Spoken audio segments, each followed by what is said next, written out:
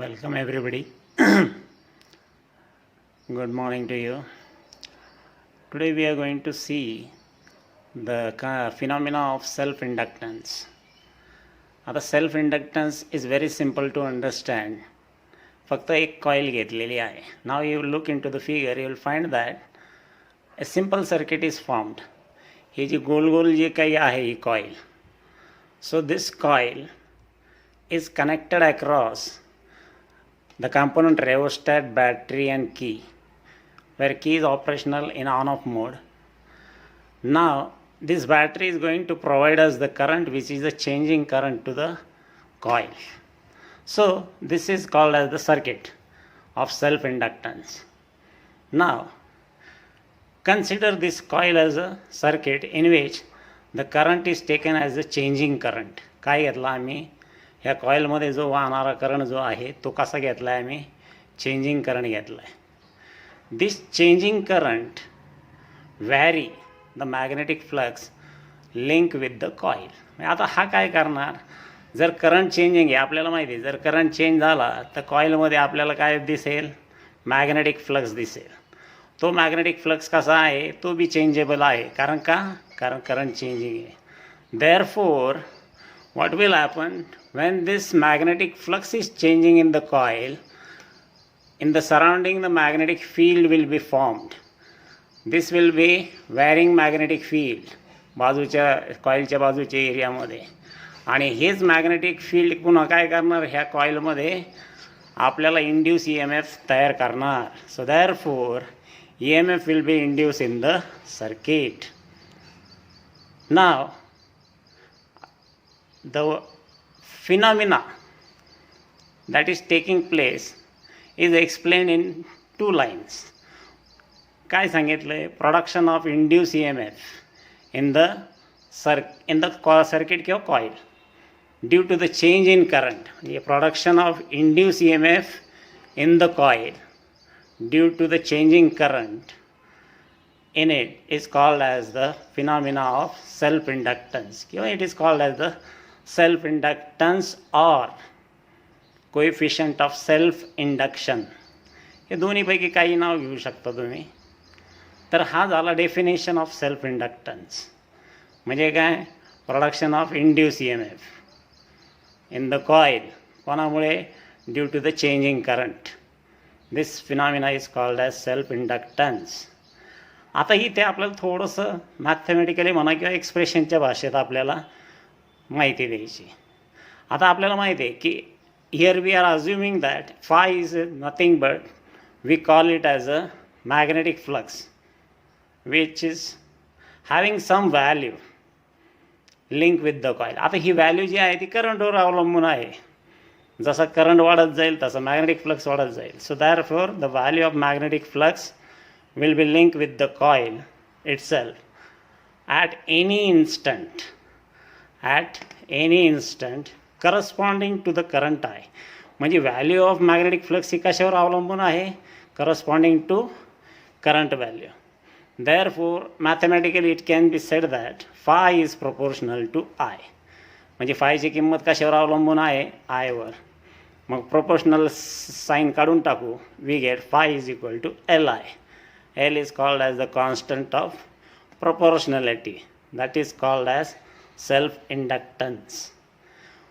म्हणजे हे equation L is equal to phi upon I. L म्हणजे काय, self inductance, which is the ratio of phi upon I. आता इथे जर आम्ही N टर्न्स जर घेतले कॉईलचे, तर सेम मॅग्नेटिक फ्लक्स जी आहे ती जेवढा चेंजिंग करंट आहे त्याच चेंजिंग मॅग्नेटिक फ्लक्स व्हॅल्यू तयार असणार, आणि तीच मॅग्नेटिक फ्लक्स मात्र N टर्नला लिंक असणार. म्हणून त्याला आम्ही म्हणतो same magnetic flux is link with all turns. Therefore flux linkage with N turns corresponding to current I is again written in this form, mathematical form, N phi B proportional to I. म्हणजे इथं फक्त काय होतं, five ज्यावेळेस आम्ही single turn consider केला होता, आता इथं N टर्न कन्सिडर करतो, म्हणजे N phi B is proportional to I. म्हणजे प्रोपोर्शनल सिम्बॉल काढला, कॉन्स्टंट आला L, therefore n phi b is equal to li, l is equal to n phi b upon I. Call this as equation number 2. आता हे झालं सगळं self इंडक्टन्सचं बाबतीत, ज्यावेळेस एक टर्न ऑफ कॉईल घेतला सिंगल टर्न आणि इथं एन टर्नच्या बाबतीत. आता युनिट बघायचं आहे. By Faraday law we know that E is equal to minus D phi by D T. मग आता इथे फायची किंमत मी टाकतोय इक्वेशन 1मधून. एल इज इक्वल टू काय आहे, फाय अपॉन आय, म्हणजे फाय इज इक्वल टू काय येईल, L I. So here we are writing, हे बघा इथे ह्या फायची किंमत इथं एल आय टाकली, since phi is equal to L I from equation 1. हां, therefore E is equal to minus L d I by D t, कारण एल कॉन्स्टंट आहे बाहेर घेतला, कॉन्स्टंट ऑफ प्रपोर्शनॅलिटी. मग एल इज इक्वल टू काय येईल, तर इकडं ईच्या खाली काय येईल, d I by D t. आता हे मायनस काढून टाकायचं सिम्बॉल, मॅग्नेट्यूड घेतलं आहे, magnitude of E upon magnitude of d I by D t. E कशात मोजतो, ई एम एफ व्होल्टमध्ये, करंट कशात मोजतो, ॲम्पियरमध्ये, टाईम सेकंदामध्ये. म्हणजे काय झालं, volt upon ampere per second. आणि ह्या रेशोला आम्ही काय म्हणतो, 1 हेनरी, काय म्हणतो त्याला, हेनरी युनिट. शॉर्टकटमध्ये ह्या सेल्फ इंडक्टन्सच्या युनिटला नाव दिलं आहे Henry. So this is about the unit.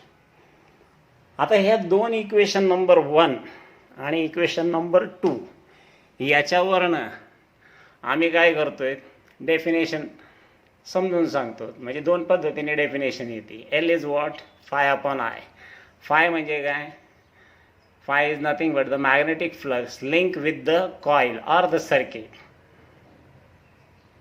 Per unit current flowing through it. कशात, through the circuit. So this is one of the definition. So in this case the ratio of magnetic flux linked with the circuit to the current flowing in it is called as the one definition.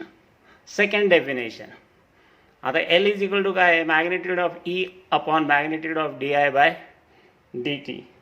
So you can also define that also. So it is defined as the ratio of induced EMF produced around the circuit to the rate of change of current in it, to the rate of change of current in it. So हे दोन पद्धतीने definition सांगू शकता, very simple. आता इथे when तिसरी गोष्ट घेतोय आपण, when the current increases in the circuit,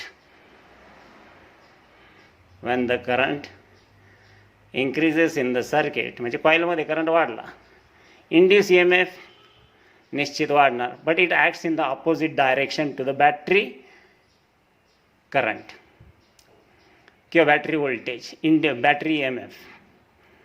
म्हणजे बॅटरीचं तुम्हाला माहिती आहे, इथे काय दाखवलं, इकडून इकडं जाताना दाखवला, पण इंड्यूस EMF कुठं ह्या दिशेने फ्लो होणार, opposite to the EMF of the battery. Therefore work must be done in order to establish the magnetic flux associated with the steady current. म्हणजे आता आपल्याला काय करावं लागेल, कार्य करावं लागेल. कशा करता, to establish the magnetic flux with the associated with the steady current. आणि हा स्टेडी करंट आम्ही काय घेतोय, I0 घेतो. हे बघा, work must be done in order to establish magnetic flux associated with the steady current in the circuit. मग आता हे ज्यावेळेस कार्य करायचं आहे आपल्याला, काय करतो आम्ही, कारण आम्हाला आता हे इंड्यूस EMF आम्हाला काय झाला आहे, तो त्याच्यामध्ये अपोजिट डायरेक्शनमध्ये ॲक्ट होतो आहे. मग त्याच्याकरता आपल्याला वर्क डन करणं गरजेचं आहे. मग वर्क डन, मग आता आपल्याला माहिती आहे power is nothing but rate of change of work, म्हणजे dW/dt. मला पाहिजे फक्त काय, dW. मग काय येतं आहे मला माहिती आहे dw/dt is equal to E I, पण dt इकडे घेतला आहे. So dw is equal to E into I into dt. आता ईची किंमत तुम्हाला माहिती आहे -LdI/dt. Therefore, substitute this value, we get LdI/dt I dt. dt cancel, शिल्लक काय राहिलं -LI/dI. आता मला छोटंसं वर्डनची व्हॅल्यू मिळाली. मग पूर्ण वर्डनची मिळण्यासाठी काय करायचं, integration. w is equal to integration of dw. लावून द लिमिट 0 to I0, कारण स्टेडी करंट सेट करायचं आहे. मग therefore integration of LI/dI, minus sign बाहेर घेतला. इंटिग्रेशन ऑफ I/dI काय आहे, I0² 2. म्हणजे आमचं उत्तर काय आलं -1/2 LI0². जर आम्ही मायनस साईन काढून टाकला, मॅग्नेट्यूड घेतला, तर 1/2 LI0² होत आहे. So we get w is equal to equation 4 1/2 LI0². जर हे I0 जर युनिट करंट घेतला आपण 1 अँपियर म्हणून, मग सबस्टिट्यूट करूया इक्वेशन 4मध्ये.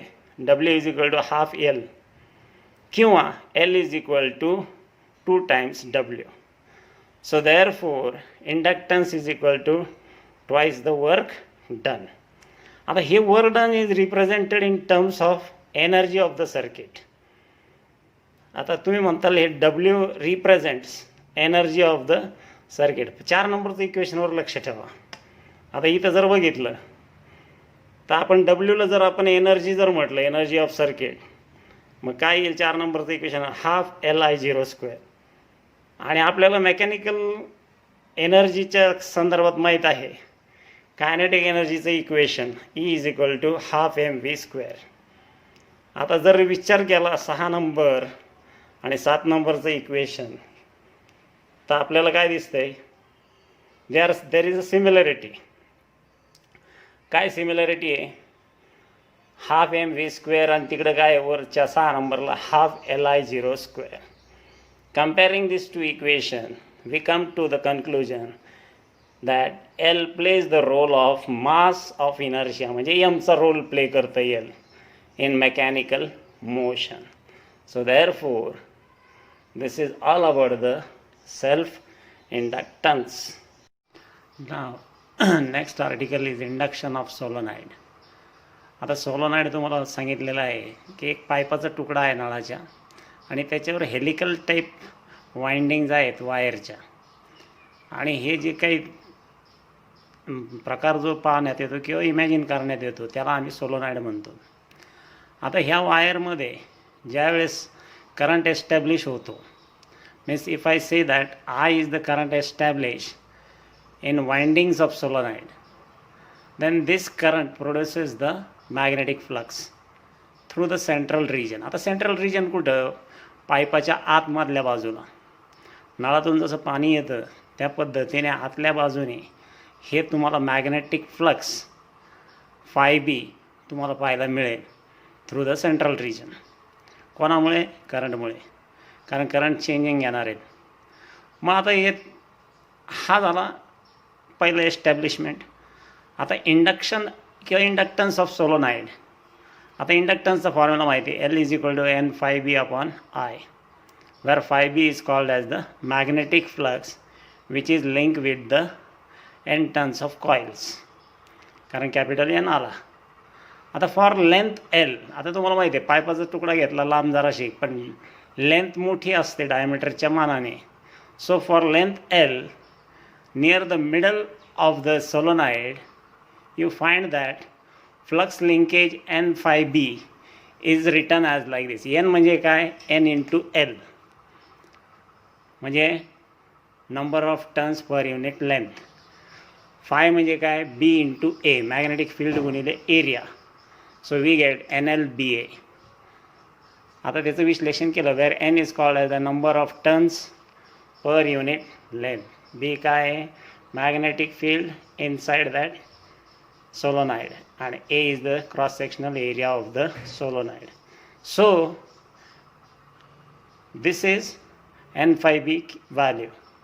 We know that. आता तुम्ही last chapter 10 magnetic effects of electric करंटमध्ये बघितलेलं आहे. B is equal to mu zero N I. 10.65 नंबरचं इक्वेशन आहे आणि ते व्हॅल्यू आपल्याला एक्सप्रेशनमधून मिळाली आहे. B is equal to mu zero N I. आता ही बीची किंमत आपल्याला वापरायची.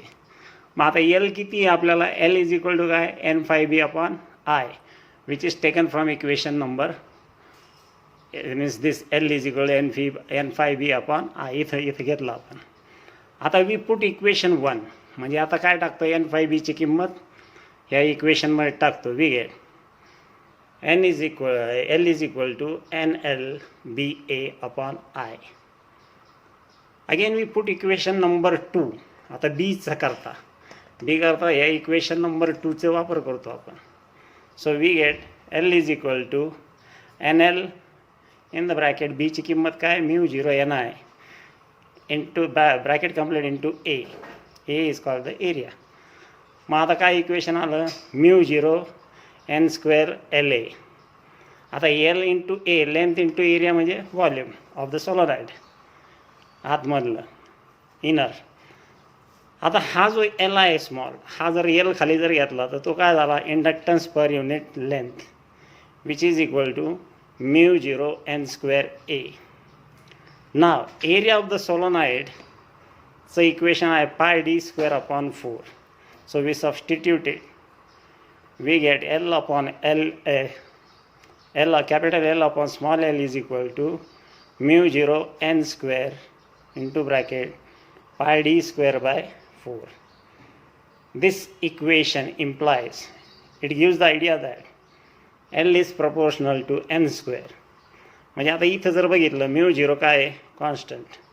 पाय काय आहे? कॉन्स्टंट. 4 काय आहे? कॉन्स्टंट.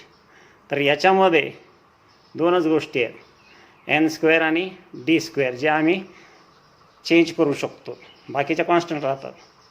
म्हणून from this equation we conclude that L is proportional to n square and L is also directly proportional to d square.